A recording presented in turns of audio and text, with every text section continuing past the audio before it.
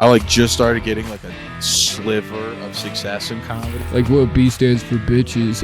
That's not gonna cut it though. The B stands for boys' butts. It's like a peach fuzz mustache. It is. May I? Give it a feel. It was cool to be able to talk to Adam Ray when he was at my home club 3E's. He was telling me that he has this Dr. Phil idea, and I'm like, what? The freaking voicemail from Bill Burr.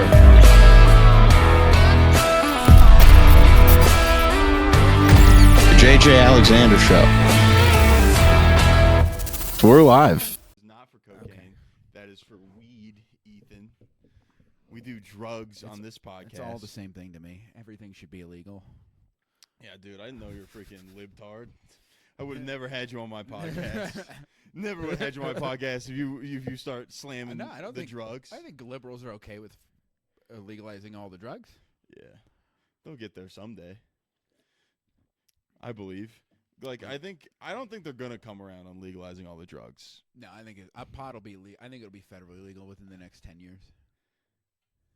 Yeah, I really want it to work out, but I don't know if it will. If that makes sense, because you want obviously like drugs to be legal, so then people aren't like over reliant on like the secondary market. Exactly. Yeah. But it's like you could have freaking 17-year-olds be like, freaking, my friend told me freaking heroin was a good time. You know? Because I know how much of an idiot I was when I was freaking 17. And even now, I'm like, I could freaking do drugs. There is a problem with like, yeah, if we legalize all it, then you can tax it. It's like, okay, well, that's good for the tax revenue. But then it's like, yeah, but then do you really want fucking Johnson & Johnson and Pfizer to be able to control the drug market too? That's why a lot of people yeah, dude, like a lot of people I talk to about like the legalization of mushrooms, they're like, they didn't want it in Colorado because they're like, okay, now the government's gonna get their schwarmy little hands on fucking the thing that's actually like helping people like heal. But yeah. Oh, I thought this was wireless. Dude. No, dude, it's just tied in. It's just it's got a nice tight bow. Yeah, dude. But yeah, dude, this is the podcast, man. Thanks for coming. Is it on? Yeah, we're live. Dude. We're fucking cool. around, dude. Cool. Yeah, we just start going. Okay. But yeah, we were talking about the books I have on my freaking bookshelf. You were talking about God is My CEO. That's my favorite book. Why? Explain. Well, because usually a CEO wants to make as much money as possible and fuck everybody else. Can we curse on this podcast? Yeah, of course. Okay. I didn't know if this was a Christian podcast or not. No, dude. It's my mom's trying to turn it into one. but it's not. It's funny. He's like, God is my CEO. But that same God said that it's as easy for a rich man to get into heaven as it is for a cow to thread the eye of a needle. Yeah. It's just funny because I've noticed. I got a friend who used to work in insurance. Yeah. And like his boss, the guy who owned the insurance agency, would like come in and be like, "Dude, you need to start going to church. I'm a good Catholic Christian man," and he's like actively getting drunk at work and doing cocaine. It's a guy that knows how to let loose. That's the thing. It's a guy who grew up rich and his dad bought him an insurance agency and he thinks he's better than everybody. Well, to be honest, he kind of is, Ethan. Give the guy credit. Fair okay. enough. Hey, my dad made dog food. My dad's a real American. Made dog food? Hell yeah. We didn't buy dog food in my house till I was like 18. Your dad was just in the kitchen making dog food. Yep. Or was it a home business? At Doan's. No, it was at like a factory. It was a factory, yeah. Worked in the dog food factory. Doan's Pet Care, DPC, baby. Doan's Pet Care. Yeah. That's the man. I don't know. I don't really care about what my dog eats. I'd give my dog like leftover food that I eat. I never feed my dog people food. Never. You don't want it to get spoiled. No. I don't want them begging at the table. Also, it's like if you can buy like good pet food and they're gonna live longer. It's gonna be better for their tummy. Oh, 100%. And I'm an emotional guy. Do you have pets? Yeah. Do you ever do this thing? Well, actually, I don't have pets. I just have 3 dogs that live in my house because of my roommate's dogs. Fair enough. They're kind of yeah. I do this thing where you don't burn your fucking house down, buddy. It's no fun. It's no fun. I'm telling you from experience, it's no fun. You've had your house burned down? Yeah, my house burned down when I was like 2. Yeah. You're smoking doobies in the basement? No, my mom left her key in the car. This is the story I was told. Yeah. She left her key in the car, and there was like a wiring issue in the car, and the car caught on fire. I remember the night. It's one of my earliest memories. One of your earliest memories is almost freaking Is dying. my house. My mom was in the shower while my sister and I were watching NBC. Figure skating was on. And she saw the fire in the garage, and she's like, "Oh, no." And she went and told my mom. My mom's like, "What?" She came out in a towel, and then she called 911. And then The house totally burned down? Completely burned down. Totally burned down. Wow. Yeah. Goodness gracious. That's crazy. Right, and it was during my parents. They were about to get separated. My dad was at work. He didn't try to kill us. He was not attempted. Was not attempted murder. He wasn't like, they're inside. He was at I work. gotta go to the store to get cookies real fast. Take this, Ethan. Take this, Brianna and Ethan. You've been a bad boy. He said later, he's like, actually, it's the best thing that can ever happen in a divorce. Because they didn't fucking have anything to fight over. I've never seen my parents fight, ever. They like have a good relationship. That's insane that you do stand up. It's Mm-hmm. insane. Your parents get along. What do you talk about Yeah, on they get along. stage? Yeah, they get along. I have no idea. My parents get along. They smoke pot in front of me and my sister. My mom would That's get pretty hammered. sick. My mom's parties. The parties can be the worst thing of all time. But she's not like, I don't have a job because I like to get fuck-faced every night. But, on the weekend, she'd go and get hammered and lose her shoes.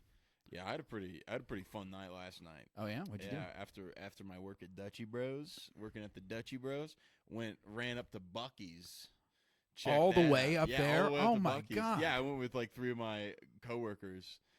It was the most fun I've had in a really long time. I've driven past there, I think, 3 times. I haven't stopped yet. Brother, it is, I shit you not, it's literally the best barbecue in Colorado. This is the most.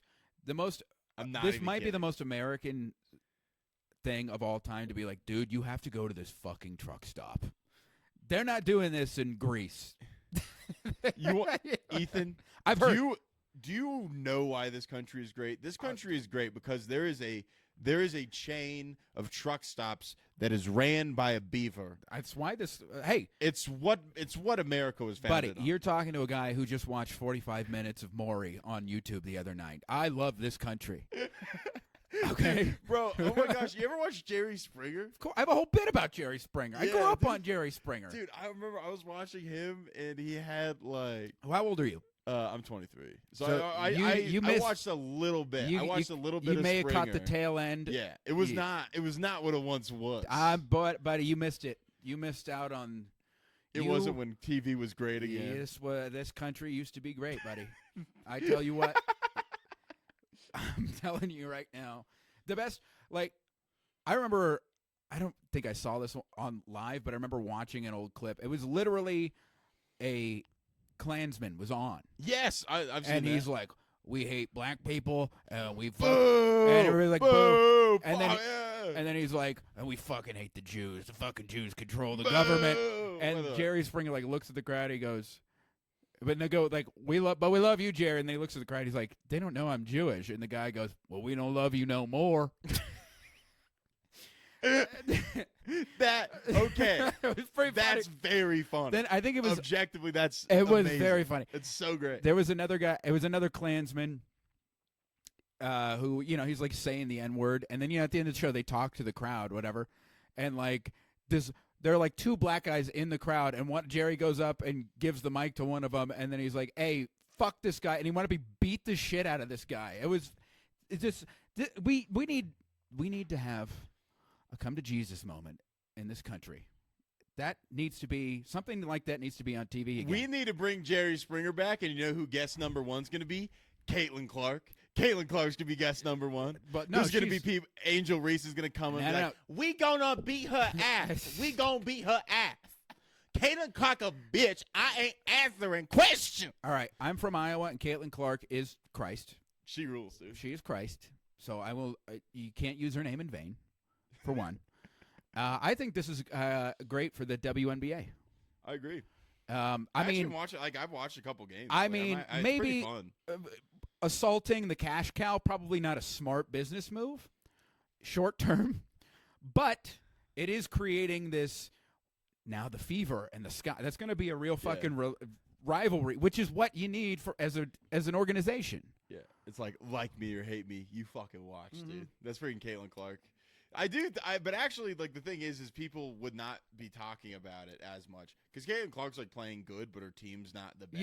Yeah. So that's the thing is that she wouldn't have been getting nearly the amount of press if Angel Reese wasn't freaking throwing elbows. It could be a deep state conspiracy theory. That's also that the WNBA sat together in a room. They're like, okay, we're gonna give Angel Reese freaking $200 to go start punching Caitlin Clark in the mouth. And then somebody's like, "Is that in our budget?" I don't know And if we're they're like, gonna. Okay, we're gonna give her a 2-for-1 Arby's gift card for her to beat Caitlin Clark up every game. So then Stephen A. Smith gets to show up on TV and just go like, I can't take it anymore. God, he stinks. He's the best. What are you talking about? I immediately took the exact opposite stance. And to be honest, I agree more with you. But here's the thing. Stephen A. Smith stinks until he's shitting on the Cowboys. That's the best thing on TV. And when the Cowboys lose and he comes on TV with a big cigar and a cowboy hat, it's beautiful. Appalled. I am demolished. He always says what he is about a basketball game. Yeah. That's what Stephen A. Smith does. He's like, okay, I'm feeling tired and confused about the Broncos season. It's like, what are you confused about, Stephen? They got bought by the Waltons. They don't know how to run a fucking organization. Now they're not going to sign another free agent for 10 years. Yeah, that's true. I can't wait till we go get Patrick Mahomes when he's 97 years old. That's what's going to happen. Dude, you know what sucks? What? Did you see all these QB contracts? Yeah. They're fat. And Mahomes did his 3 years ago. And now the fucking salary cap's way higher. They're going to be able to fucking just buy whoever they want still. Yeah. And have the best quarterback in the league. But here's what the NFL hasn't factored into their little conspiracy here. Yeah. One, Caleb Williams. Try to avoid touching the stadium. I'm sorry. Dude, no worries. I didn't tell you before. You're fucking fine. Caleb Williams is a model. Made $10 million in NIL and just opened an investment firm. And make no mistake, JJ, if he beats the Packers one time this year, they will let him live in Chicago, not only tax-free, but rent-free. He can live wherever he wants. He won't have to pay for anything ever again. And he can just take the league minimum every year because he's going to be making $1 billion on this investment firm, and then we're going to run the league. I like your optimism. I wish I had similar. Look, buddy, this is a fury. fake optimism. I don't think we're beating the Packers one time. Yeah, dude, your quarterback has his nails painted. I don't give what the hell are you talking about? I'm telling you, right? I wanted Fields to succeed so bad, but he got thrown into a shit situation. Yeah. The level of annoyed that all of the other NFC North teams will be if he's any good. It's gonna suck. It's gonna be and he will be good. Absurdly hilarious. He will be good. But you want to know who doesn't paint their nails? Caitlin Clark. That's how you win games. That's how you win championships. She never won a fucking championship. She didn't this last year? No. I thought she got there. They got there the last 2 years. But I thought Iowa won. Nope, they lost. To who? Doesn't matter. Caitlin Clark's the queen. But they didn't win. They lost to LSU 2 years ago, and then they lost this year to like UNC or something. Oh, probably the Gamecocks. I don't know. But good. if the Bears ever win, if Williams wins us playoff games, you see these fingernails, buddy? They're going to be painted blue and orange. They're going to like. And here's how much of a fan I am. I teach middle school, and I will deal with the middle schoolers shitting on me. They'll be like, Mr. Everhart, Mr. Everhart. They would just say Mr. They don't even say Everhart. They don't say Everhart. They just call everybody Mr. and Miss. Is that good or bad? I don't like it. It's annoying. But it's because there's a ton of turnover in schools. So they're like, I'm not going to learn my fucking teacher's name. They're going to be out of here in 6 weeks. Oh, man, that's actually like kind of sad. It's annoying. But it's like, also, I've been there for a year and a half, guys. You can say my fucking name. You don't have to just call me Mr. Mister. Mister.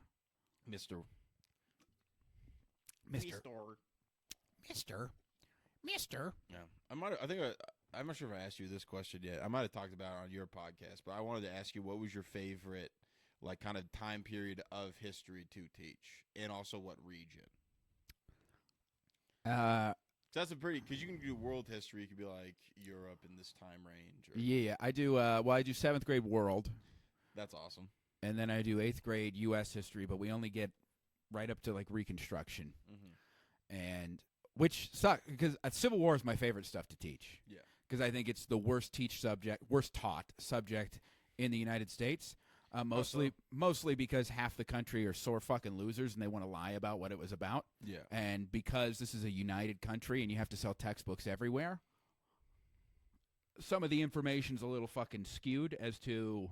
It's like, well, it was about states' For example, rights. yeah, That's what which they're talking about. it wasn't. That states' rights didn't cause secession. Slavery caused secession. And the Articles of Secession said as much for all of those states. Yeah. Alexander Stevenson, in March of 1861, 2 weeks after Lincoln was inaugurated, said, "The cornerstone of this Confederacy is the supremacy of the white race over black people. Yeah. No other country has ever been founded on this principle, and that is the cornerstone of our new republic." They wanted to expand slavery into Cuba. They wanted to take over Mexico and Central America and start a little slave empire. It's called the Golden Circle. You can look all of this stuff up. This is all documented fact.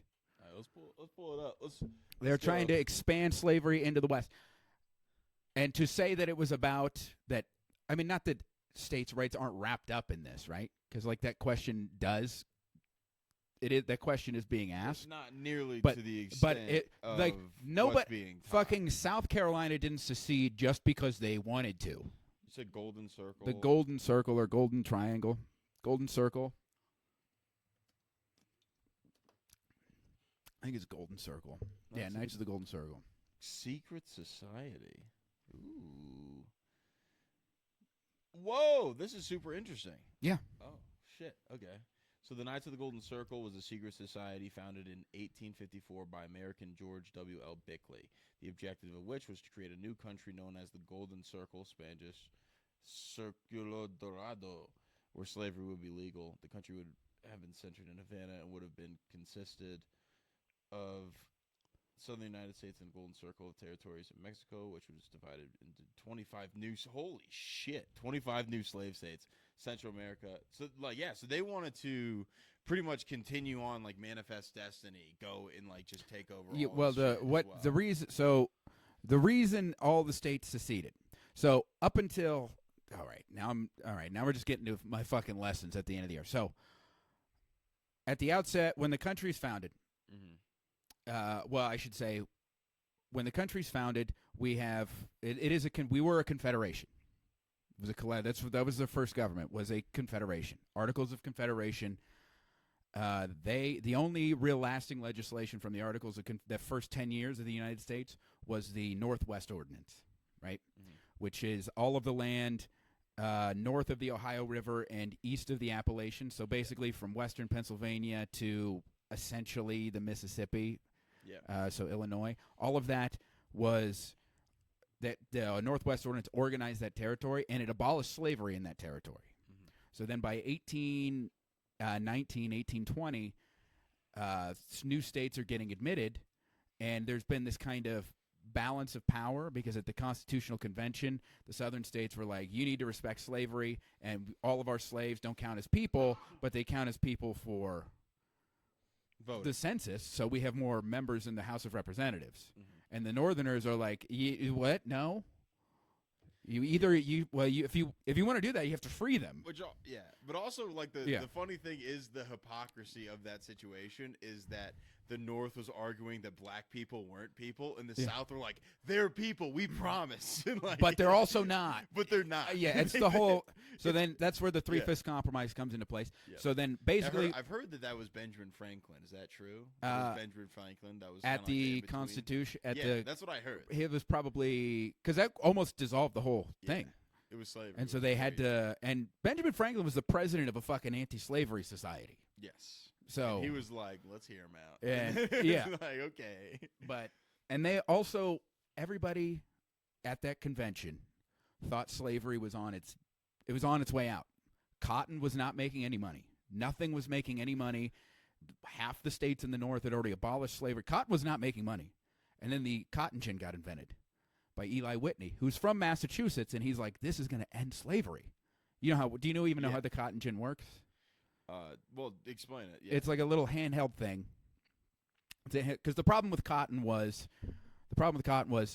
you could pick it, but all of the labor was in taking out the seeds, because the seeds were embedded like up in the cotton, and it just took a lot of time to pick the seeds. So when the cotton gin came out, you'd put a piece of cotton in it, and then you'd do like a little mechanical thing, and it would separate the cotton from the seeds, so you could move.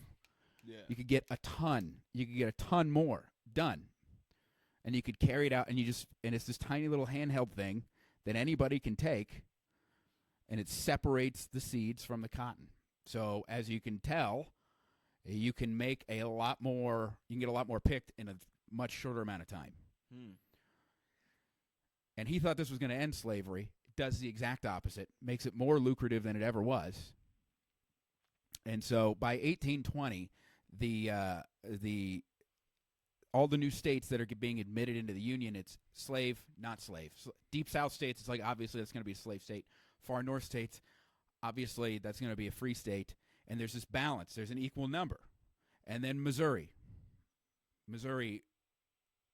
petitions for statehood as a slave state, but they're like half in the North, half in the South. Everybody's like, what do we do? What the fuck do we do? And so they can't agree. Congress, they go on a 6 months recess or whatever. Yeah. And they come back, and Maine is petitioning for statehood. So they're like, all right, Maine will be a free state.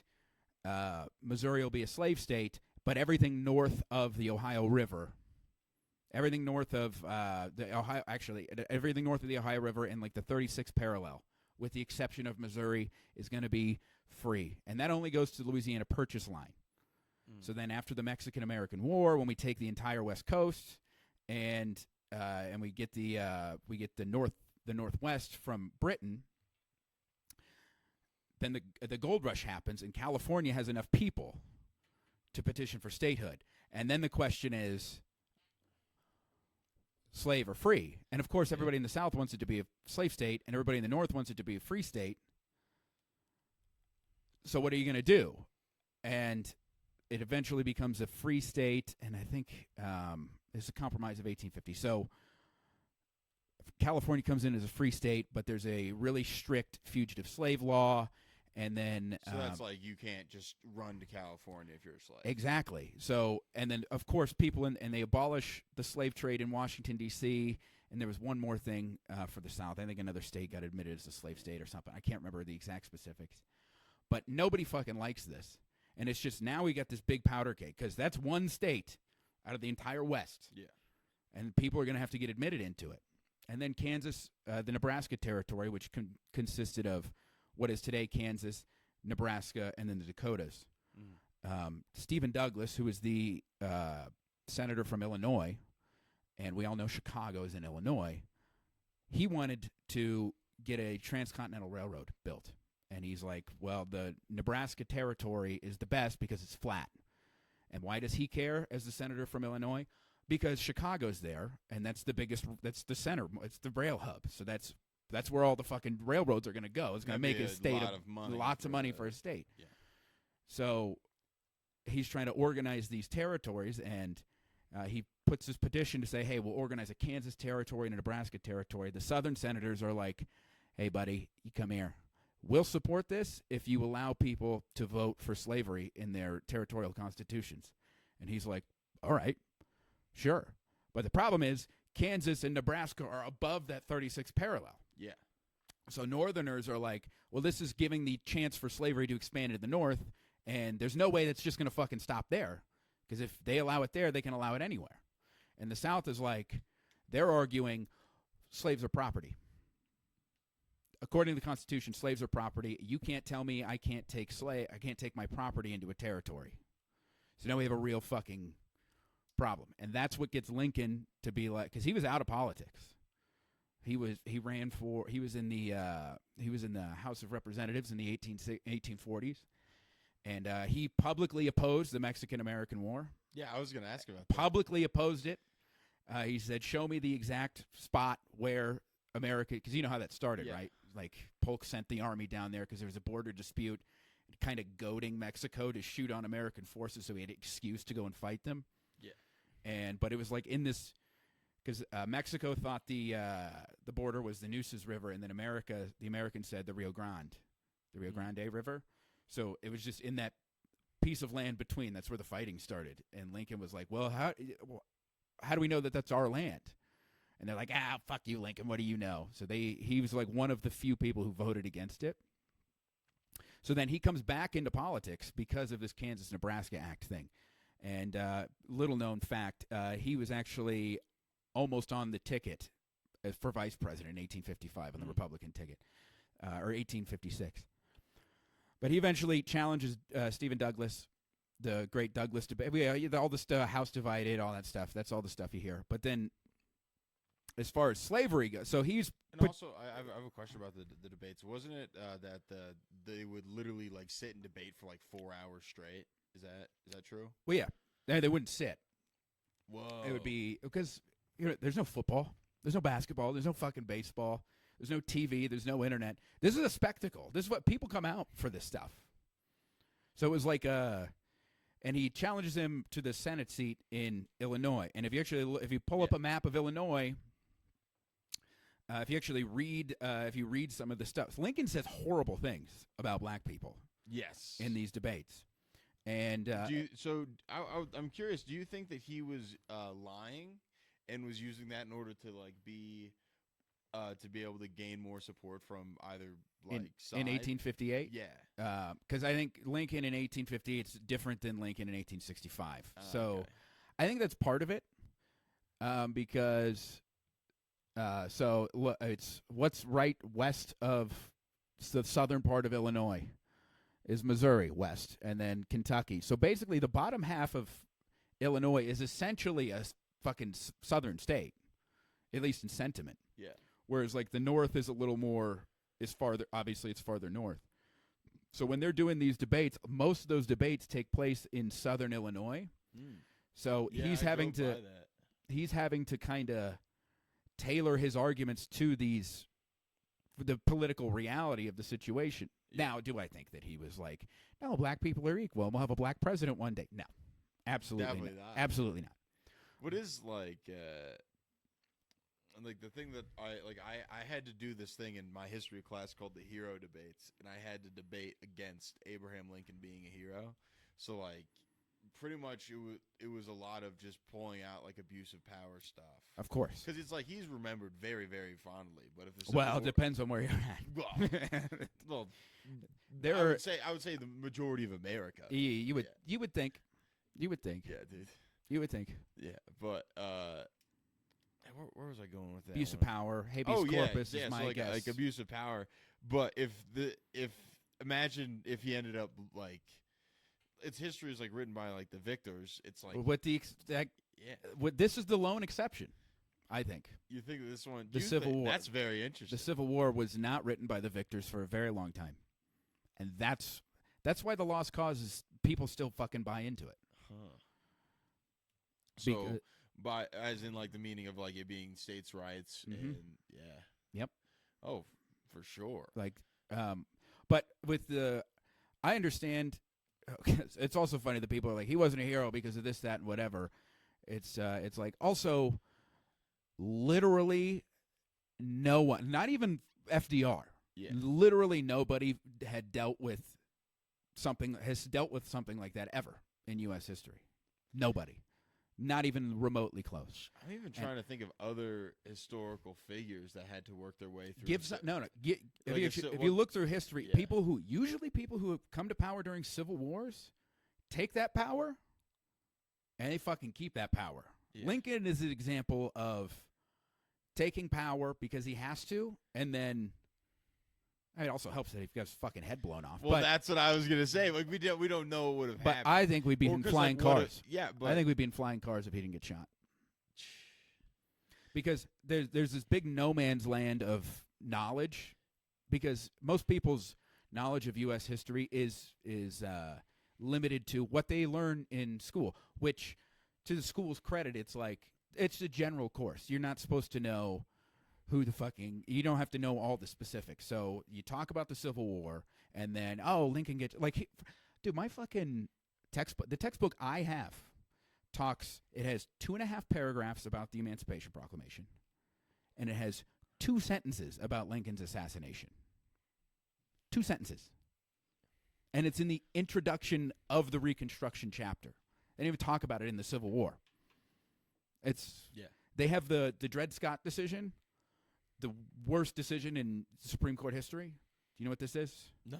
The Dred Scott. So Dred Scott was a slave in Missouri who at one point was taken to Wisconsin, free state, and then he was brought back to Missouri, and he was like, I was above the 36th parallel. I was in a free state. Doesn't that technically mean I'm a free citizen? And he sued in Missouri. He won. They appealed, and eventually got to the Supreme Court. 1858, the decision comes down that Dred Scott is a slave, therefore he's property, therefore he can't even sue in a court of law. He can't even sue. He can't even be here, for one. 2, the Missouri Compromise line is unconstitutional. This opens up the possibility of slavery anywhere in the country. 3, not only can slaves not be citizens, black people are not, and never will be able to be citizens of the United States, regardless of their slave status. Like, this was U.S. law. And on top of that, constitutionally, every single Northerner is required to capture runaway slaves and send them back to the South, according to the law. And here's one of the things that makes Lincoln such a fucking horse-cocked fucking hero. When he signs the Emancipation Proclamation, he uses the exact same pen that Roger Taney used to sign the Dred Scott decision. He took that pen and he signed the fucking Emancipation Proclamation with it. That's gangsta, fucking dude. G. That's very cool. Fucking G. Yeah, dude, and also like the whole, I understand, like, people like, he didn't move fast enough on slavery, this and that. It's like, for one, everybody was under the impression that the war was going to be over quick, which means that the country was going to come back together quickly. So he didn't want to inflame the South in that regard. They're also political. The political reality is most people were not fighting to abolish slavery in the North.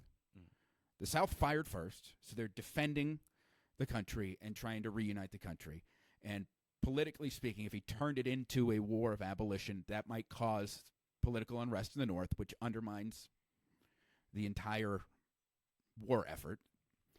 And then I fucking can't remember what I was going to say. And then other people say, well, you know, he only did it because of military necessity. It's like, make no mistake, Abraham Lincoln, in the middle of the Civil War, he could have suspended the election. He could have. They could have suspended the election of 1864. Could have happened. Didn't happen. He ran for re-election on a platform of abolition, on the platform of, we have to get the 13th Amendment passed. And people were coming to him because it looked like he was going to lose, because the armies were getting their asses kicked, and people were coming up to him and saying, hey, you gotta take this abolition thing off of the ticket, otherwise you're going to lose. And he said, I cannot ask black people to fight for a country that would then re-enslave them. I can't do it, and I will not do it. Yeah. And do you know why he was shot? Why was he shot? He was shot. At his last speech, he argues for voting rights for black soldiers. Wow. He says, I believe for intelligent black soldiers to be given the right to vote. John Wilkes Booth was at the White, because it was right after Richmond fell, and he gave this impromptu speech on the west portico of the White House. And John Wilkes Booth was there, and he said that is the last speech he will ever make. And he shot him 4 days later. On Good Friday, by the way. It's not a Good Friday. It was, no, very much not a Good Friday. Very bad. Yeah. But no, he's, like... So do you think John Wilkes Booth is like their Kevin Spacey?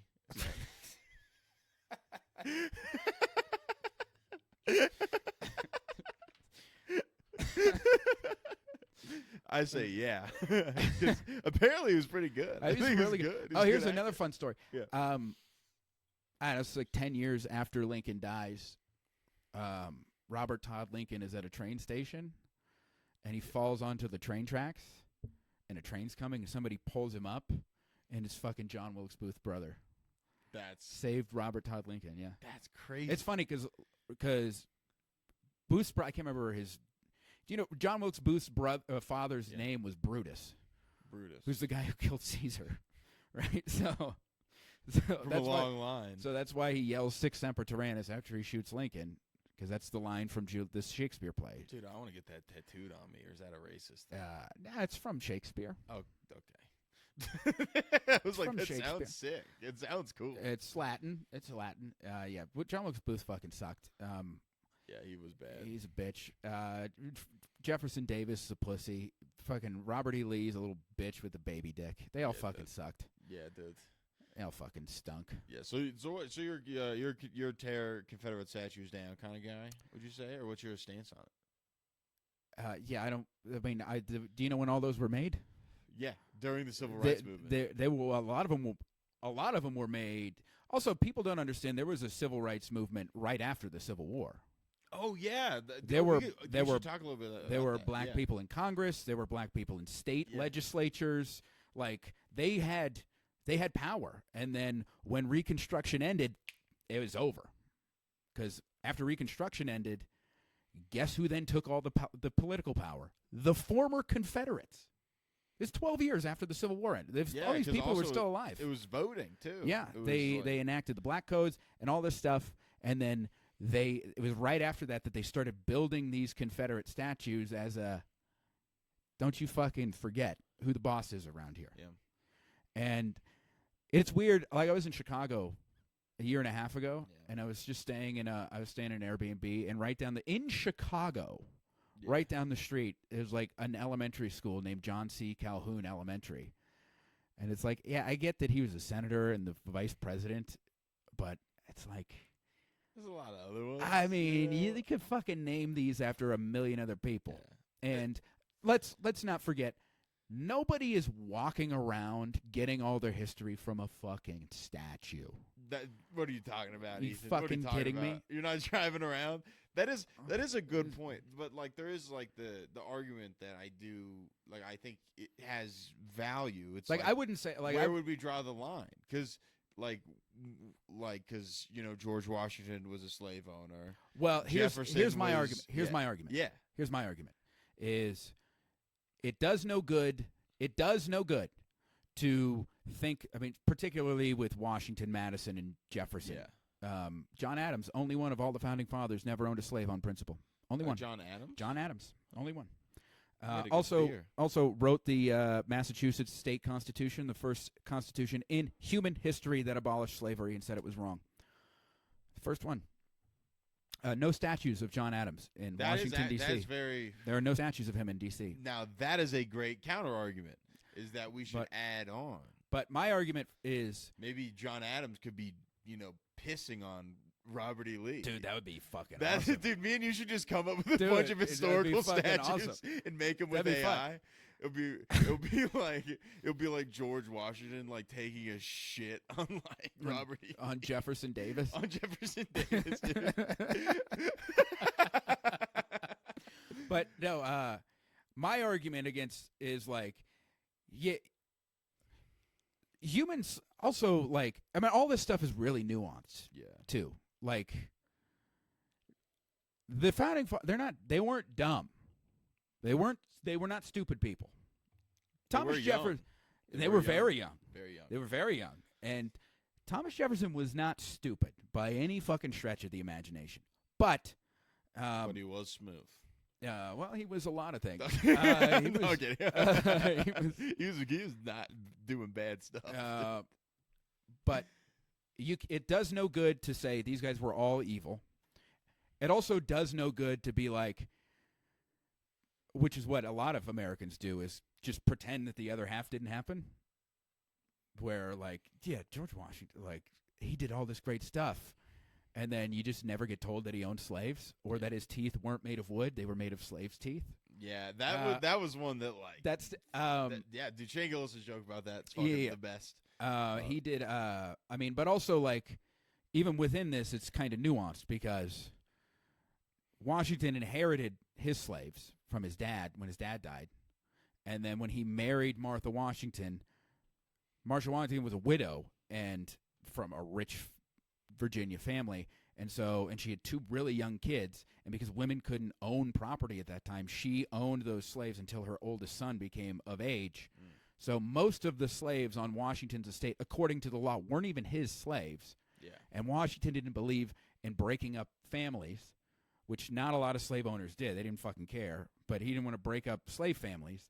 And so this is kind of his justification for not freeing his slaves because that's also that of like, yeah, because a lot of those guys would write in their journals like, this is evil. Madison did that.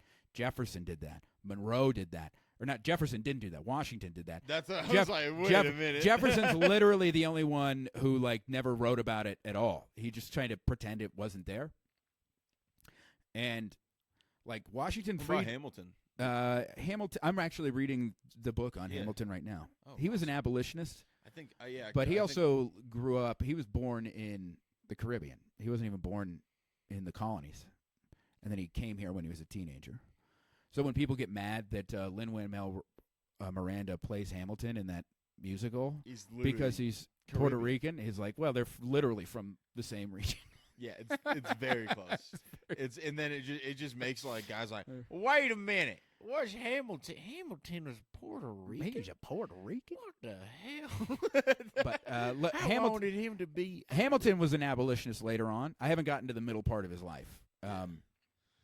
But he didn't. Dude, also, this is another thing. Freaking most of the founding fathers, absolute poon hounds, dude. Oh, dude.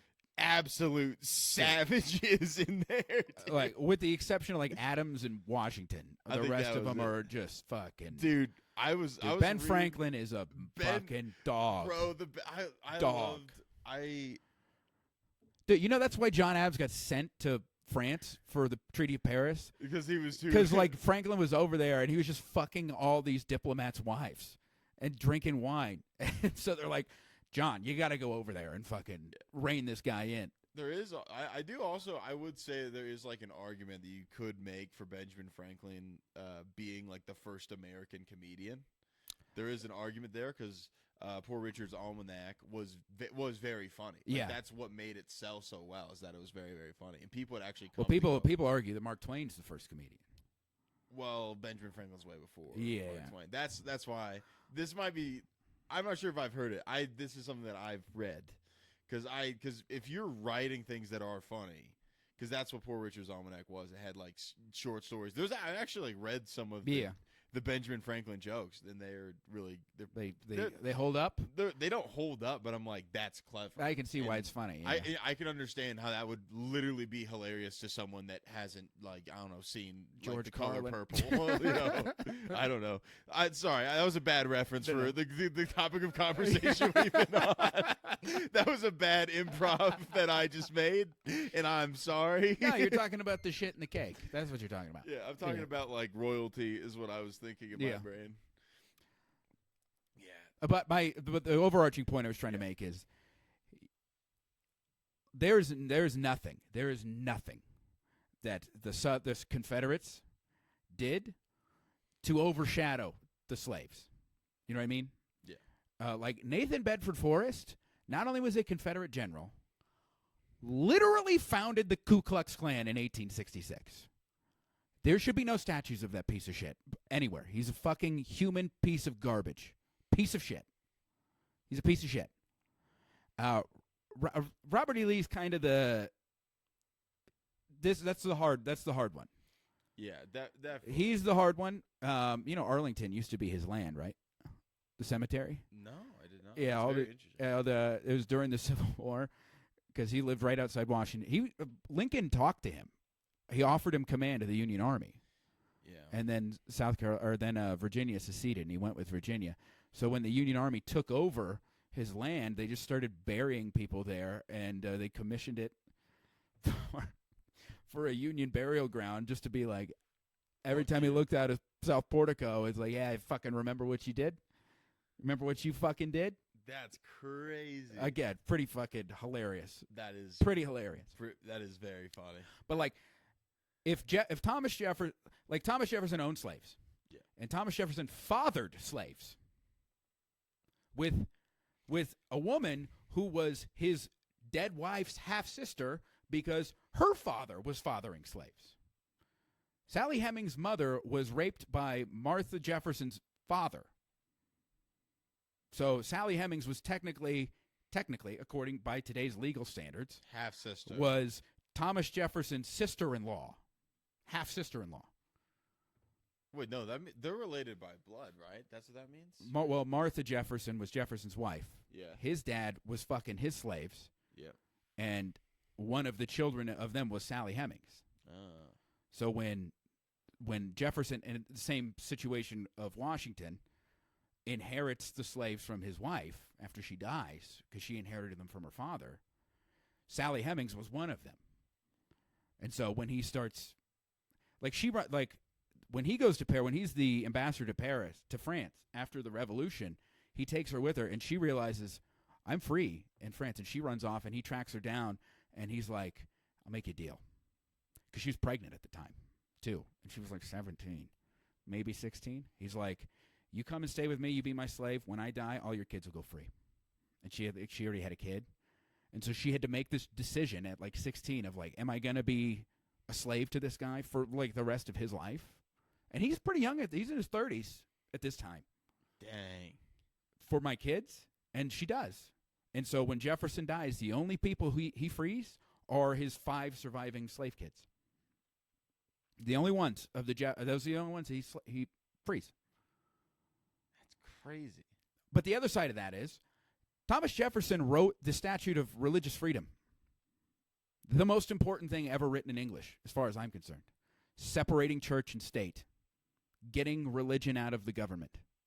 Nobody else no country was ever founded on that principle. This one was. Thomas Jefferson wrote the death nail of the words that, the other most famous words ever written in English. All men are created equal. He wrote the Declaration of Independence. So I'm not saying that outweighs the other stuff, but there's like, that's the other thing. Like, also, if George Washington wasn't president in the 1890s, this country would have fucking fallen apart. Nobody else would have been able to hold this country together. There are three guys who ever held that office that are above, that it wouldn't have worked if it was anybody else. Washington, Lincoln, and FDR. Just given the time periods. Yeah, like that'd be incredibly difficult to come out of the Great Depression, dealing with that. And fucking World War II. Seeing the rise of Hitler and Japan at the same time, and going that I have to run for a third term. Like I have to. Yeah.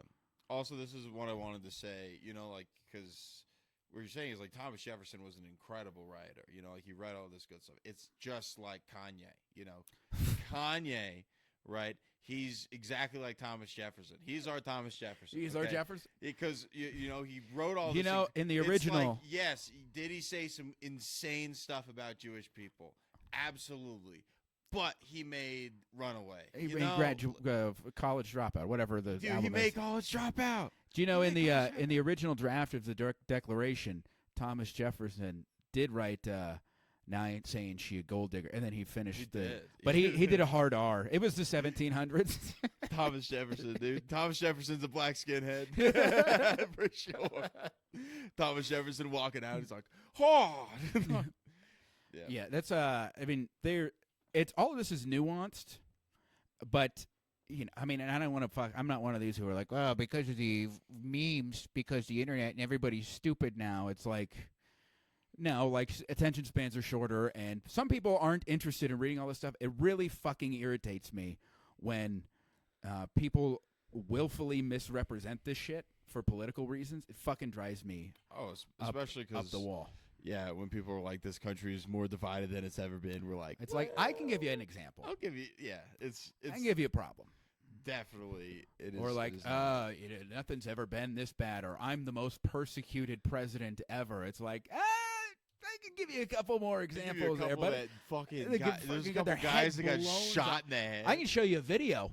I'll show you a video, buddy. I can show you a TikTok of the freaking president dying. Isn't Getting that his- insane? Getting you literally watch half his head get taken off his And then skull. you get to watch the first lady hop over the seat. and take his fucking skull so it doesn't fall onto the fucking street. That's what she's doing. I did hear that apparently after JFK got shot, she was holding his brain, and I was like, "Where should I put this?" Yeah, it's. I mean, have you ever seen the picture of Johnson taking the oath of office? Yeah, And like you can see the blood spatter on her fucking dress still. It's haunting stuff. crazy. And to think the CIA did that. man. That's like the one conspiracy I'll get behind.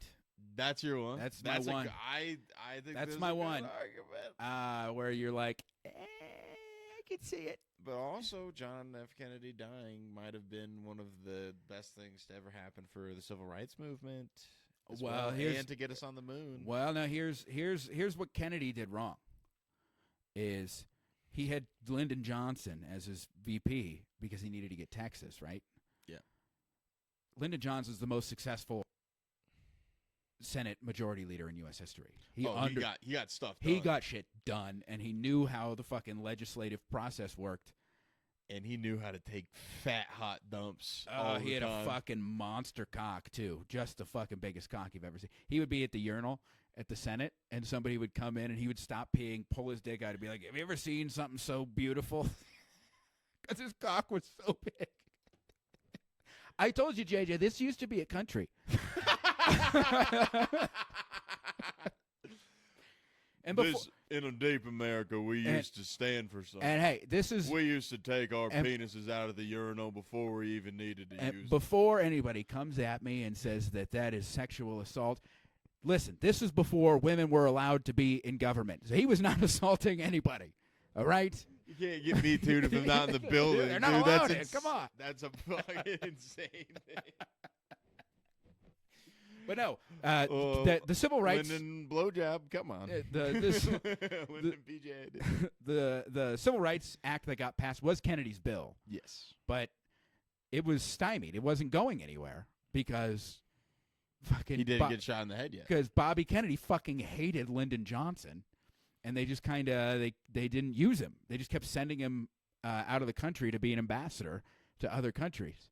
And so when he gets shot, again, also I think we need to, as a country, we need to define political heroism, and like when we say hero, people are like, oh, you think he's a hero? He didn't go and fight on the front lines of D-Day. It's like, well, fucking nobody's saying that. But like with Lincoln, it's like politician's job is to get reelected. And if you're willing to fucking stake your job on something that might not, that's the right thing to do, that is politically heroic. Like, you could easily lose re-election. Like, in Lyndon Johnson, to his fucking credit, the moment Kennedy, I mean, the first thing he says in his State of the Union after Kennedy is shot is, the best thing we can do is pass this civil rights bill. And he stakes, in a re-election year, he stakes his entire possibility of winning a term in his own right on civil rights. And that is politically heroic. And then he starts Vietnam, and that's a whole fucking problem. But And he said we're going to have the black vote till the end of time, is also what he said. well, actually, somebody said you're going to lose, but you're going to lose the entire South for 100 years. Oh. So Because- the quote's longer. It's longer, and that's the other thing people deny is the Civil War was about slavery. Slavery caused the Civil War, and the other big denial is that the parties never switched ideologies. That's the other big one, and they're intricately intertwined. Yeah, it's more because it's what section of the country is voting for what. Yeah, well, it used to be, we had the two parties, obviously, but within each party, there were clearly defined wings. There was a progressive wing of the Republican Party. That would be like a Teddy Roosevelt, Eisenhower-ish. And then there was like a super hyper conservative, and that would be like a Barry Goldwater, a Joe McCarthy. And then there was the same thing but the Democrats, it's more stark because they're regional. They're regional reasons. You have Southern Democrats, which are the more conservative Democrats, and then you had the more progressive ones. These would be the New York liberals. This would be like FDR. And then you got people like Woodrow Wilson who kind of straddle that line. He was like progressive, but he also he fucking resegregated the entire U.S. And he government, was, Federal Reserve, yeah. fucking Sedition Act. Woodrow Wilson is my least favorite president. You know what's funny is, I mean, it was like Lincoln, Washington, Teddy Roosevelt, and Woodrow Wilson. Those were for years. Yeah. Those were the four. And then it was after FDR, it was like you throw FDR in there. And it wasn't until very recently where people went back and they're like, that guy is a fucking nightmare. Yeah. You know, he was the last president to write all of his own speeches. I didn't know. He was the last one. And he was the first one to actually go and give the State of the Union at Congress. Congress. Up to that point, people just wrote it and sent it to them. But he, do you know this? In the Congress, there's a room that's called the President's Room. It's just a tiny little room with a desk that was built for the president to go and work. And the only person who's ever used it was Woodrow Wilson. That's hilarious. The rest of them just stay at the White House. Because it was supposed to be, they're all supposed to kind of work together on a certain level. But it was after 64, basically, Barry Goldwater was this hyper-conservative Republican candidate. And that's where, like, modern conservative kind of begins there, where he's like, the New Deal sucks, and I am against the civil rights movement. And then basically 68 with the Democratic Party basically imploding over Vietnam, Nixon coming in, using this kind of Southern strategy, kind of dog whistling to the South, and, of course, Reagan later on. That's when the Republican Party became the conservative party. So all the conservatives are here. And then the Democrats were all the liberals are here, generally speaking. They're still kind of wings, but they're not. It's not like this anymore. It's clearly like this, and they're like five people in the middle. Yeah, and everybody hates them more than they hate the other side. Dude, that's me. It's literally me. I'm like, I don't know. Dude, I've been called a centrist moron. I've been called a MAGA-pilled douchebag and a libtard cuck. I've been called everything. Dude, that's what I've been called everything. That means you're. That means I'm right about everything. No, that means you're seeking truth. That's literally what that means. Is that if everybody hates you, that means that you're striking a chord and trying to understand. It's like I don't know. Like, also, I understand. I went to school to study history. Yeah. That's what I went to college for. I know how you're supposed to write that. I know how you're supposed to read it. Nobody should be reading any book other than maybe a memoir about Joe Biden, about Donald Trump, even about Barack Obama. I mean, maybe you can read something about George Bush. But even Bill Clinton, because of Hillary being so politically toxic right now, it's hard to read anything. The last president you can kind of read, you can start to read semi-objectively, is George H.W. Bush. Because it was far enough ago that books being written about him now are being written by people who were not either, not that they weren't alive, but they weren't, like, politically aware. So they're not, like, so when you're just attached looking to at it objectively. Yeah, they look at it more objectively. Be very curious to see what we would be looking back at Trump and saying. It's going to be, well, he's a whole fucking other animal. It's going to be like people like studying like this period of history are going to be like, holy shit, and then what happened? And then they're going to be like, yeah, then the entire economy collapsed and yeah, and then they all blamed who was ever in the White House, not BlackRock, for buying up all the fucking property and nobody doing anything about it. Yeah, and then no one's talking about that and they're like, it's Biden and Trump. It's like, it's fucking 6 corporations that own everything. They own everything. You don't understand. It's like it's so much bigger than the White House for sure. Yeah, and I blame Reagan for deregulating everything. Man, fucking beautiful head of hair on that cocksucker. He did. He was very handsome. God, he had such a great head of hair. He did. I think he probably has best hair as the president. I might agree. I think I'd agree. Pretty goddamn good head of hair on that fucking bastard. Yeah. So charming. That was the thing, is like, that's how he's like, I'm charming. You don't need the government. Meanwhile, he closes all of the fucking public asylums, so now all the fucking mentally ill people are just living on the street. And then smoking crack, and then his wife's the blowjob queen. Yeah, trying to say no to drugs. Like, and he's actively sending crack to black neighborhoods and ignoring AIDS. And then he's arresting black people and just making things very bad. And fucking taking the solar panels off the White House that Jimmy Carter put. Dude, go back and watch Jimmy Carter's crisis. This is the greatest. Here are the two visions of America. There's Reagan, who's like, America's perfect, and you guys, everything's good. Everything's good, and anybody who says anything's good hates this country, and you just got to be optimistic. And then you go watch Jimmy Carter's crisis of confidence speech in 1978. It's like right at the height of the energy crisis in the late 70s, where OPEC, you know OPEC. Yeah. OPEC got started in the 70s. It's this conglomerate, this monopoly by all these Middle Eastern oil companies, and they came together and they're like, oh, the U.S. is doing this, that, whatever. What if we just stop selling them oil? And that's where this fucking giant gas crisis came from. Fucking Jimmy Carter comes on. He's the fucking sitting president of the United States. He comes on with that beautiful Georgia accent, and he's in the White House, and he's saying, this country is addicted to consumption and materialism, and we need to wean ourselves off of foreign oil. Everybody needs to take a step back and kind of rein in their spending and consumerism. Hey, not for nothing, maybe turn your furnace down to 66 in the winter instead of 72.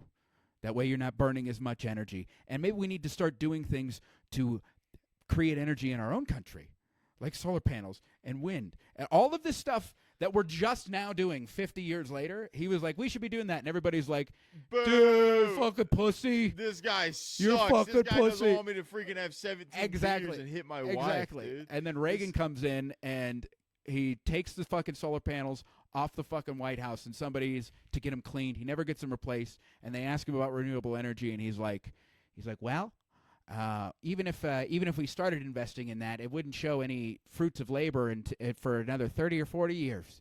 And we need to worry about now. And it's like, here we are, 40 years. I'm not even talking about fucking climate change.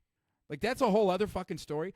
I'm talking about literally being dependent on other fucking countries for oil. Which is insane. Which is conservative, dude. I know. If you're a real conservative, you should be like, America needs to be independent of its own resources and not be reliant on foreign nations in order to be able to I saw this create meme. a functioning society. I saw this meme the other day it was like stick figures, and it was a guy, and it said nuclear energy pulling one rope, and then on the other side, these are all zoomed in, Yeah. it said renewable energy people on the other side, and then it zoomed out, and then the person with the nuclear energy, the person in front of him was climate change denier, and then the other side it was climate change believer, and then the last photo was of the nuclear energy guy going, what the fuck is this? How am I on the same side? Nuclear energy is what we should be doing. That's what we should be doing. Yeah, we are smart enough to handle that. Chernobyl took literally like 18 people doing the wrong thing at the same time. It's like a 1 in a trillion chance. It's a 1 in a trillion chance. And we don't want to do it because, we're afraid of a nuclear meltdown. It's like we have the technology to do it. It creates more energy per capita than anything else. But I think we're coming around.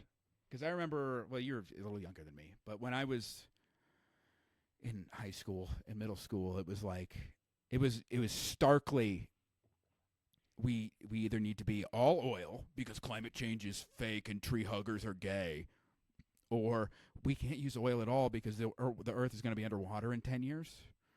When the reality is you're never going to get rid of oil or coal or natural gas. And this other stuff is useful, so we need to kind of we need to use all the different energy sources instead of trying to get rid of 125 million gas combustion cars. It's like, it's never going to fucking happen. It's never going to fucking happen. So do you think that we're moving towards a renewable energy future, or do you think we're kind of? Because I don't think so. I don't think we're. I actually do. I think we'll be majority I think we'll be majority non-oil and natural gas, or at least non-oil or coal within the next 20 years. Just because where I grow up, my buddy, his grandpa who owns a farm, told me, yeah, he just sold 30% of his land to a solar power company, leased the land to him for 45 years because they're going to just fill a lot of that area with solar panels. And I'm from Trump country, buddy. I mean, people think it's fucking conservative and in Colorado Springs, you guys fucking don't know what the fuck you're talking You don't about know what you're down talking here. about, dude. I promise you that.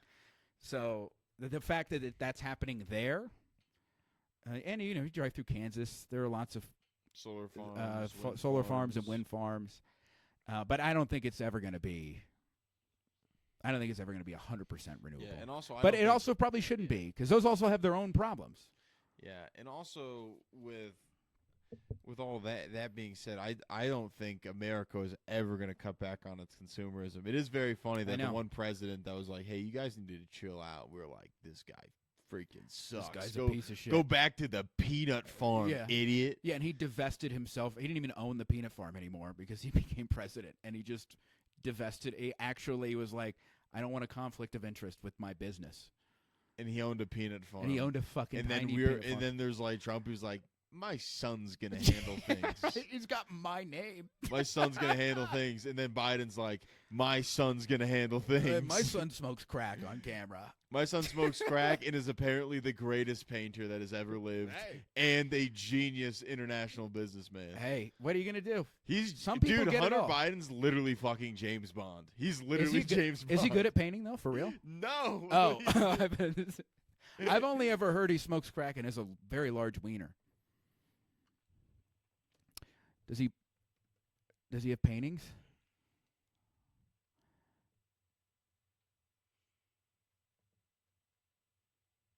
I don't even know what is this supposed to be.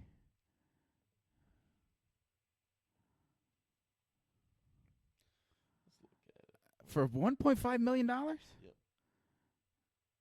You're gonna have to. They're not gonna let you do it. Oh, you just give them your email? Yeah. Oh, Jesus Christ, dude! This is when I turn into like a fucking old man. Oh my fucking God, Yep. dude! Yep. I swear to Jesus, It's infuriating. I'm going to fucking kill everyone at the Washington Post. It's annoying. What the fuck is wrong with me? God. Hey, you can give us $1 every week.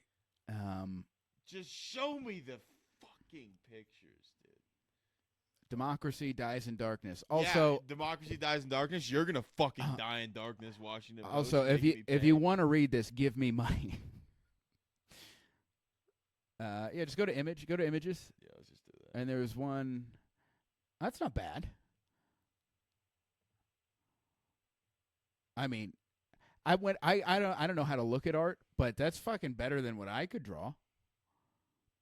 Oh, it's called Untitled Number 2. Yeah, it looks like a number 2. Am I right? That painting looks like fucking shit. It looks like the inside sleeve of a Pink Floyd album or something. It does. It does. 100%. It does not look great. It's better. I fucking can't draw for shit. I can just play guitar. That's sick. I don't know if that's worth $1.5 million. Yeah. But maybe $25, depending on how big it is. Yeah. That's not too bad. I don't even know what comparable artwork would even be. Like, I don't know anything about art. Yeah, I don't fucking. I know the hits. It's crazy that we're both artists and we don't understand. Do you consider yourself an artist? Yeah. I don't. I don't consider. I lied. I don't consider you an artist. No, I consider me an artist. Definitely, Ethan's not doing what I'm doing, man. No way. Have you ever seen Norm's Comedians in Cars? Yeah. When he's like, I don't think stand-up's an art. It's a craft. It's a parlor trick. That's kind of how I view it a lot of the time. I don't think it's. Also, you get jaded when you see so much bad comedy. You're like, I mean. Also, the person who walks around considering themselves an artist is the worst. Is kind the of person. fucking they're insufferable. Yeah, like people love like John Mayer's music, but like they sit down and watch the interview, they're like, "This guy's a fucking douchebag." Yeah, and it's because he's just he's just honest. Everything he's saying is really like. But at least he's like a musician, process. like yeah, where it's like okay. Also, like he's a musician who's got a voice of gold. Is the greatest guitar player, world class guitar player, and he's fucking hot as shit. So he's just been good at everything. He's funny. It's annoying. Yeah. So like, of course he would have that. But when some fucking open micer or fucking somebody like on our level is like, I'm an artist and I'm doing, it's like, fucking shut up. You're talking about cum. You're talking about cum and farts. Yeah, it definitely. I look at stand up a lot more calculated now than I would when I first started. It's like I'm not. It's like yeah, of course you're trying to say funny things, but now it's like order and structure and like things like that. Now, Yeah, 'cause once I you start can doing longer I can sets, yeah. understand the craft thing. I can see. I'd agree with that. Also, It's like I think that there's artistry in crafts. Like I think if you're Yeah, great, yeah. there's beauty in being an incredible carpenter and like Mhm. woodworking. There's beauty in, even like building cars or like I should crafts. qualify my Or statement. cooking, too. I should There's a lot of qualify my cooking. statement. Yeah. I only feel like it's a craft when I do poorly. When I do well, I'm like, I am Picasso, baby. When I get off stage, I literally I am God. after some sets I walk off stage and I'm like I'm literally Kanye West. Mhm. Like I was hanging out after like And then you look at your hand and you're like, no, I'm not. No, I look at my hand and I'm like And you do the Black Power thing. no, this is like nice. Yes. It's all I've ever wanted. Yes. No, after fucking New Faces, like someone was like, "Hey, how'd your set go?" And I was like, "I'm literally fucking Kanye West," is what I said. So good. And I'm the worst person of all time. I'm such a piece of shit. You ever do dude. this where you're like, you do poorly and you're like, and in your head you're like, fuck, it's because the crowd Then you sucks. go watch like another person oh, go well- out and fucking murder, and you're like, "I'm." Yeah, well then you go and you do well, and then you get off stage and you're like, that fucking crowd was stupid. I fucking suck. You ever have that? No, I have that. I've never done well and felt bad I ever in have. my life. I have. I've been. You're like, it wasn't what I You're like, wanted. "Ugh, They God." were laughing at me. Not with Dude, I did. I was just in Kansas City. Yeah. With Ben, and I got to do 15 minutes at Knuckleheads, and about halfway through the I haven't fucking delved into a football rant on stage in a while. You dove. But we were in Kansas City, and if there's one person on the face of the earth that I wish poor things upon till the end of time, it is Matthew Nagy, who's my former head coach of the Chicago Bears, who is now their offensive coordinator. And I went on stage because they don't like him either, the fans. And I was like, you guys know who your offensive coordinator is? And I'm like, I fucking hate that guy. And they all kind of laughed. And then I kept going in. I'm like, I wish Andy Reid's son had been drinking and driving and killed him instead of that innocent bystander. And they're like, oh, my God. Why would you say that? I'm like, that guy, that's my Vietnam, is when he was the coach of the Bears. I fucking can't stand that guy. And then I told him that I wish their defensive end had beat him up instead of his wife last night. They're like, what are you talking about? I'm like, you guys aren't having a good offseason. That's what I'm saying. You guys. The offseason's not going Your great. offseason's not going great. Your season's probably going to do pretty well, but Yeah, they're probably going to go 3-peat. And I don't think they will. And then friggin' Travis Kelce's going to propose to Taylor Swift. I don't think nobody's. If I'm of the mind, if Tom Brady couldn't do it, fucking nobody can do it. Yeah. Also, they got. Think about how lucky they got last year. They were good. They were good, but at no point during the entire year did you ever look at them and go, they're unbeatable. They were very beatable, and Aaron Rodgers blew out his fucking Achilles. They almost lost to the Jets. Yep. With Zach Wilson. If Rodgers was playing, they lost that game. They would not have. They probably wouldn't have won their division. If Burrow doesn't get hurt, they probably win that game, or they at least go to the playoffs. Joe Burrow knows how to fucking beat the Chiefs. He does. I think they got pretty lucky. I'm not trying to take anything away from those were the cards that were dealt, but they did. They got the injury bug certainly helped on the other teams. It certainly helped their walk there, and it's gonna be really hard to do it again because Rodgers going to be healthy, Burrow's going to be healthy, the fucking Texans are loaded. Oh, yeah. The Dolphins are loaded. Even the Chargers. The Chargers will probably have a down year. The Raiders weren't. They love that guy, their coach. They got a solid We're leaving defense. out the Ravens reigning MVP. They got Derrick Henry. Yeah, the Ravens have Derrick Henry and Lamar Jackson. Yeah. Did Lamar Jackson win MVP last year? Yes, he did. He did. Yeah, I love because Lamar. He's fucking awesome. He's so dope. He's so funny too. That's so Is there funny. a cat or did that fall? No, just one of the foams fell down. Dude, your foam's racist. It doesn't like Lamar because he's from Florida. He's like, I'm going home. I remember there was a TikTok I saw of him before, like when he was playing high school football. Yeah. And he like just jukes and he like steps back. And he just stops. It's so sick. Yeah, I'm I sick. know exactly which one you're I talking want to about. pull Yeah. that up, dude. And then in the NFC's the NFC is weird because you got the Niners, who are the world beaters. You got the Lions, but at the same time, it's like it's the Lions. So who knows if they're going to be able to hold this up? You got the Cowboys, who are maybe the least scary team in the playoffs of any team of all time. The Eagles, who the past 3 years just fall apart the last half of the year. And then you got the Bears might be decent. Boop. Ooh, nasty, dude. And I bet he takes his fucking helmet off. He looks exactly the same as he does now. That was sick. Dude, Lamar's the fucking man. That was so freaking sweet, dude. He's also he's also really funny. Clark was on freaking SNL, dude. Yeah. She probably did yeah. She made Michael Che like apologize to her. That was the bit because he was like, "Yeah, I'm still never gonna watch the WNBA." Michael Che fucking rules. Michael Che's fucking hilarious. I love that guy. All right, so this is a TikTok that has 1 million views. You see stuff like this, and then you're like, "I am an old man." Yeah, I see this video, and I'm like, maybe I should just freaking. I can't stop wait till this gets trying banned to- in the U.S. I hope it does. Why is it so quiet? Why is it so quiet? What's the deal with volume? What's the deal with volume? I don't know. what's Volume. going on. Why is my girlfriend not 17? Dude, one of my this is actually a very cool story. So I was when I was opening up for Adam Ray, we were fucking around in the green room, and I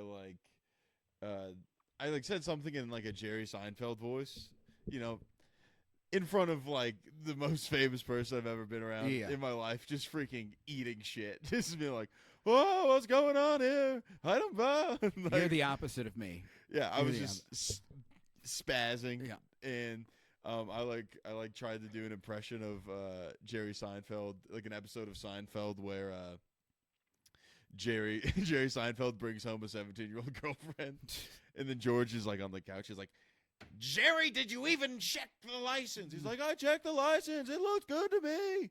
I didn't know where the date was. I gotta look at it. What do you mean?" And then like he goes to jail, but then like literally like Adam Ray came in as Kramer, and he's like, and, like That's fucking awesome. he's like, "What are you doing, Jerry? What's going on?" 17. Jerry. And like, yeah, it was dope. My pal, Bob Sacamano. He's got 19-year-olds. He knows 19-year-olds. Yeah, dude. I'm gonna make a spec script, dude. I'll go make a spec script. I'm gonna be a writer. Yeah, I fucking love that show. That's It's my favorite. It's Seinfeld. Like, if you could delineate your sense of humor down into like 3 TV shows, can you do it? Oh yeah, 100%. Can you? What are your 3? And then I'll give you my 3. I would say Not stand-ups, just TV shows. yeah.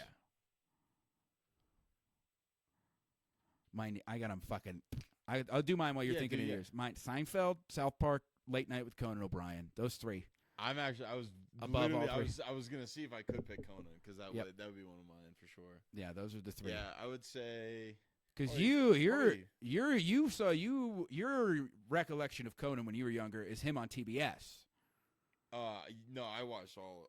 Did you watch? Conan. Did you I watch? watched Conan like for. I don't think I remember when he was like first doing the when he was doing the Tonight Show. I don't think I saw that, but I did. I watched him mostly on TBS. On for TBS, sure. yeah, I remember Dude, the he's whole. So He's the best. Funny. He's the best. I like that's the like best.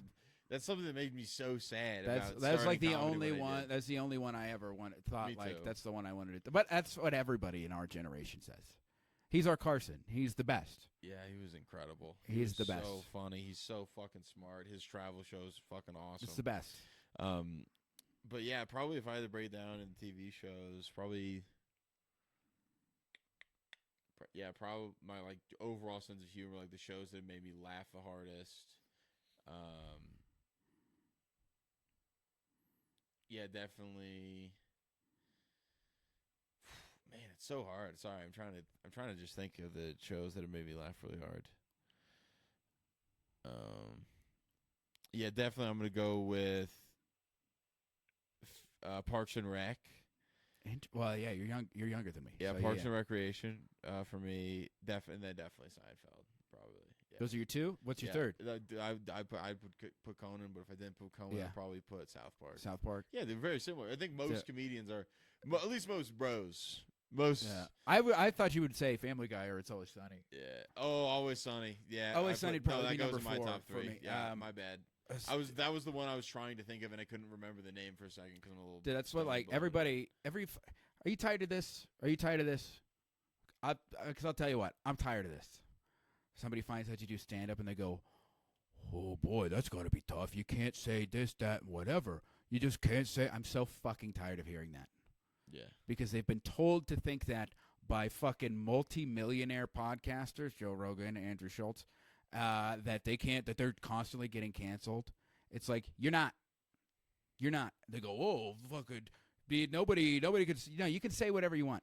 Still, just it really is all about intent. And also, there are people who are going to freak out about everything you say. Those are called white women in their 20s, and there are about 30 of them. Ignore them. They don't matter. They're my arch nemesis. Ignore them. They do not matter. Am I telling the truth? You are. I'm 100%. Who cares about them? Ignore them. They don't matter. Hit the nail on the head for sure. You can say whatever you want as long as the intent. People can tell intent. There is a reason South Park has never been canceled. There's a reason It's Always Sunny has never been canceled. It's because do they do irreverent, off-color stuff? Do they use stereotypes? Do they say horrible things? Of course they do.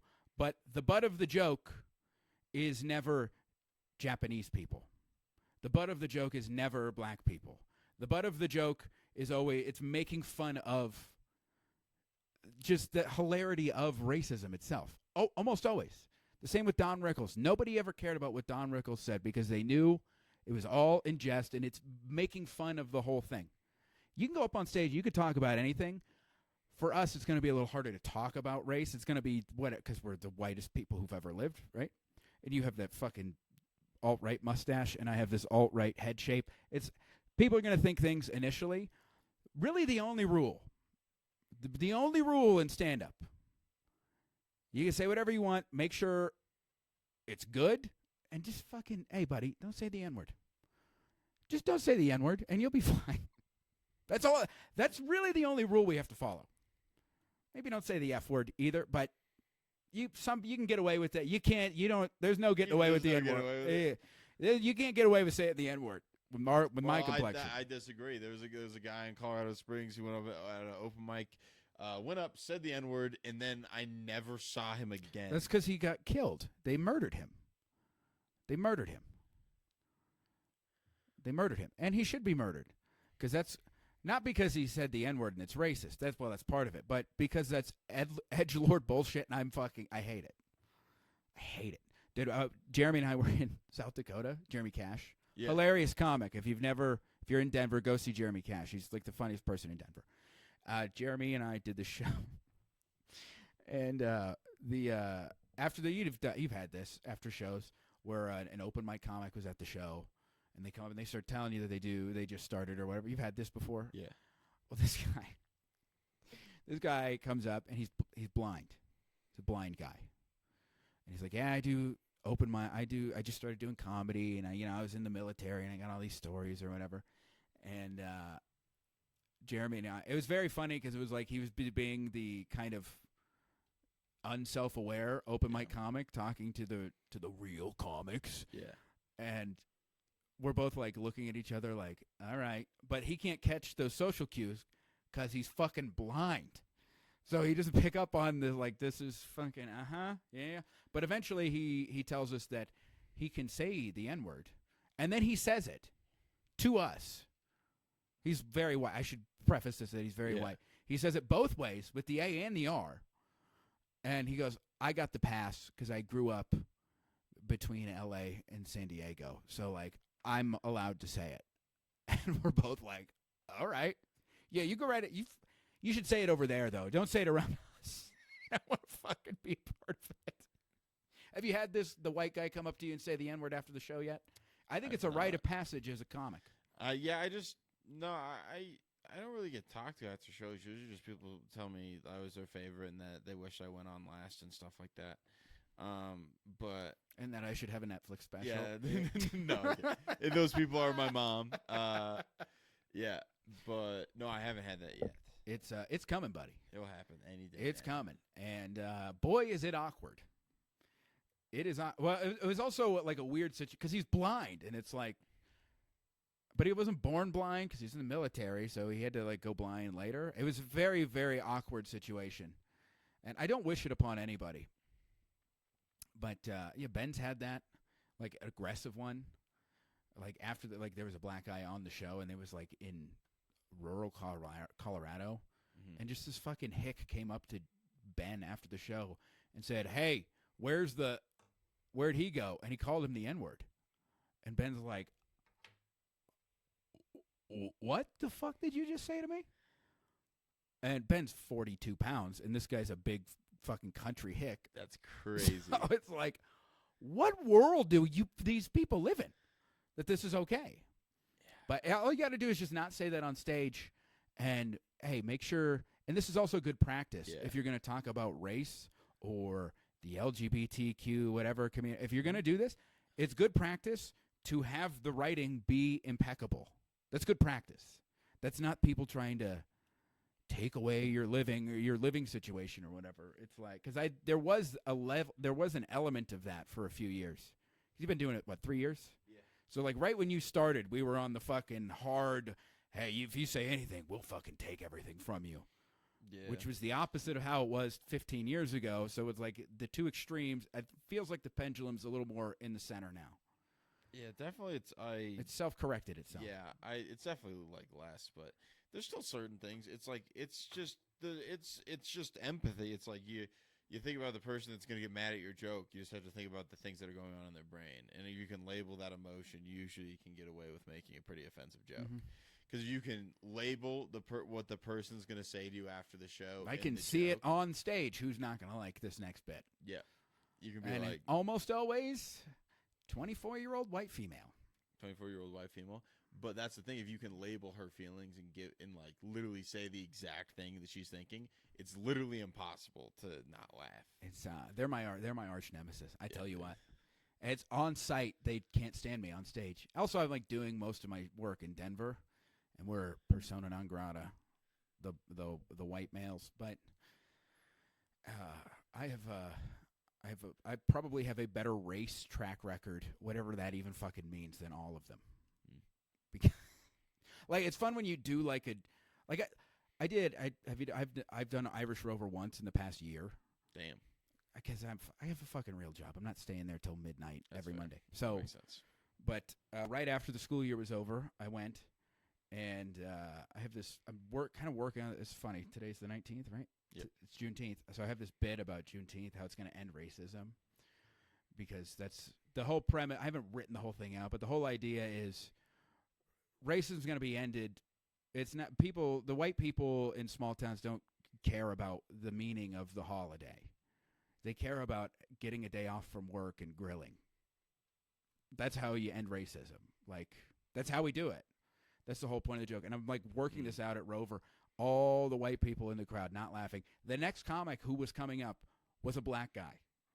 And as I came, I have the recording of the set. Yeah. As I came off stage, he was the only one laughing the whole time. Yeah.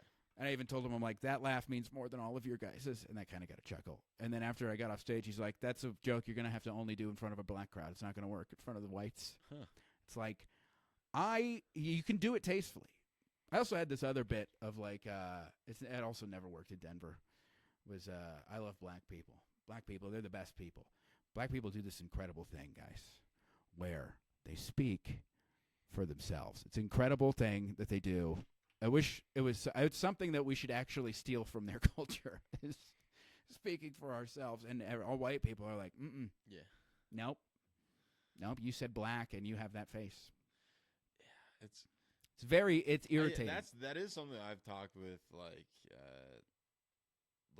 people in my life. Definitely, people that are offended on the behalf of others is something that is annoying to me.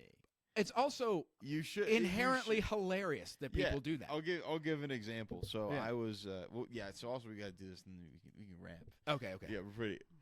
We've almost done almost 2 hours. Holy shit! Yeah, really? dude. Yeah, it's 1:30 right Okay, now. okay. It's pretty good. Well, It half flew of it, by, dude. half of it was me not gonna lecturing s- about yeah. the Civil War. So I was hanging out outside this comedy club, and there's this comic Tony. He's actually coming on the podcast next week. He's blind. And me and Is him. he from South Dakota? I wish that would be the hilarious callback. Yes, it is him. He does say the N word all the time. No, but me and Tony, we were like talking after like a show, and we were just goofing around. He's like, "Dude, you want to take my walking stick and pretend to be blind?" And I'm like, "Yeah." Yeah, you get to that. Hey, Yeah. he told me to. And I'm like, "You told me to." Started freaking hitting people at the open mic with the stick, having a good time, pretending to be blind, and then they're like, "How dare you?" And like, I'm just like, "Me? Did you talk to Tony? Did you talk to Tony, piece of shit?" Yeah, No, dude, we're just hanging out. We're having fun. just having fun. And then they're like, "You need to apologize." I'm like, "Do you want me to apologize, Tony?" He's like, "No, dude, we're fucking It's around. like We're I having-" told you to do it. I'm like, "Dude, we're having fun. You piece of shit." He's also like, I didn't see it. He's So- like, I'm like, "Dude, how do you know? How would he know? How did he know how funny it was? What I was doing?" He didn't see it, but boy, it was funny. It was funny. When I I- went cross-eyed. It was a good bit. But yeah, but then another time, me and him were talking, and he was like walking around with the stick and stuff, and he was about to walk off this curb, and this like lady went like, "Whoa, whoa, whoa! Don't go! Don't stop! And like tried to like stop him from falling. And I was like, "Tony, you would just want me to like just full on let you fall and not do that, right?" And he's like, "Oh, 100%. That sucks way worse." But the person that's getting Yeah. offended on the behalf, It would is be not it would be actually funny having if you just like grabbed the back of his shirt and it fucking stretched out, and he was like, "Whoa!" like a fucking cartoon. Yeah, dude. He's like, "Oh, thanks, bro." No, yeah, it's like like also it's like if you are like, "Oh, I'm never gonna make fun of someone that's blind," and then you're treating them differently. Like if I would make Yeah. I'd make fun of a fat white guy in a fucking heartbeat. Why would I Yeah, not they make fun of? deserve to be made fun of. Yeah, dude. It's inherently funny to be grotesquely overweight. It is. There's something funny about it. Yeah, dude, Also, that's like that's the other one. But then before Yeah, dude. let me go off Yeah, on this dude. tangent. Go and then, off, dude. That's the one where it's like, should you be made fun of for being fat? Absolutely not. Absolutely, you shouldn't be. Like, it's not a value judgment, but it is a thing, and it is not healthy. And the worst is like when the people are like, "This is called fat phobia," and I'm 200 pounds overweight and I'm healthy. It's like, you're not though. Like, well, how do you know? You're not a doctor. It's like, well, neither are you. But I'm actually listening to the doctors, and they all say that that's not healthy. And then they're like, well, I got made fun of a lot in high school. It's like, yeah, you shouldn't have been made fun of. But also, listen, not for nothing, I grew up with fire orange hair. It's hard for me to fucking give a fuck about you getting made fun of for being fat. It's really fucking hard. I can't. I'm sorry. There's nothing that you got made fun of for that I didn't get made fun of for 50 times over from preschool until all of my hair fell out in high school, by the way, which I also got made fun of for. So I'm sorry. Fucking eat a salad and do some sit-ups. I got called an unfuckable fire crotch for 10 years. For 10 years. You don't think that did something to my fucking brain? Oh, for sure, dude. It fucking for sure did. Yeah, dude, you gotta start shredding on guitar. and Yeah, try you to fucking forget play about it. guitar, you be funny, and you get abs, and it's still not enough. Like, dude, but I'm not like, we need to get rid of South Park for that one episode. You know what I mean? Dude, freaking you writing angry emails to Trey Stone and Matt Stone. Wait, Matt Stone and Trey Parker. No, like that when that episode came out, I thought I was the only one who watched South Park because we didn't talk about it. And that came out when I was in like, it was like 05, 06. I would have been in 5th, 6th grade when that episode came out. And I have literally been called a ginger every day of my life since. Every day. Also, that episode showed me how much of hacks most people are. Because they would make fun of, they'd say, you're a soulless ginger, you're a ginger, soul, no soul. It's like, guys, I have fucking buck teeth and bad breath. I got a million other things. Dude, You could make fun of me for a trillion other things, and you're doing the one thing somebody told you to make fun of me for. You fucking hack. Freaking hack, dude. You're a fucking hack. Dude, unfuckable fire crotch is one of the meanest sentences I've ever heard. Well, in my they life. weren't smart enough to come up with something that funny. But that was you yeah, writing it about you. Of That's course, rules. yeah. That's But pretty I sick. did get called fire crotch, ugly. Nobody's ever gonna have sex with you. You're gross. Yeah, I've got all those. Yeah, it's like I dealt with this. But here's the thing: I can't control that I have freckles and red hair, or that my hair's falling out. Especially in 2010, at 17, it's like at a certain point, I'm not of the belief people like fucking shitting all over Hollywood for only making sequels and remaking movies. Mm-hmm. At a certain point, the American public needs to take a good fucking hard look in the mirror and go, you're the reason these people keep making these movies, because you keep going and giving them money for them and not going to the new movies. It's your fault. It's yours. Gotta go take the gambles if you want people. You if you want gotta the fucking companies to go take to the gambles. movies that aren't the fucking superhero movies and aren't the sequels and aren't the remakes. Fucking stop it, and they'll stop making them. It's your fault. Take some responsibility for your actions. You fucking fatso. What a place to end.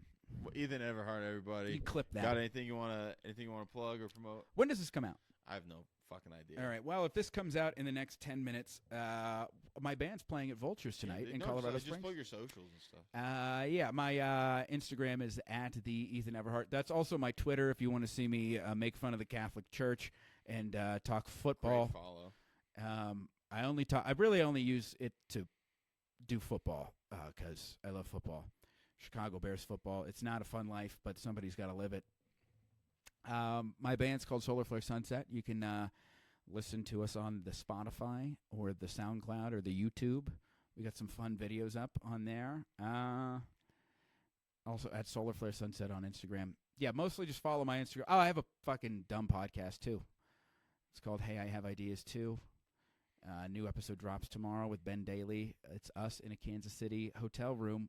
Fucking, that's the whole thing. It's just It's just- OnlyFans content. It's just us fucking, but for free, so it funnels people to the OnlyFans. That's right. That's true. No, it's actually mostly us talking about Dwight Eisenhower because we went to his museum last weekend. That's sweet.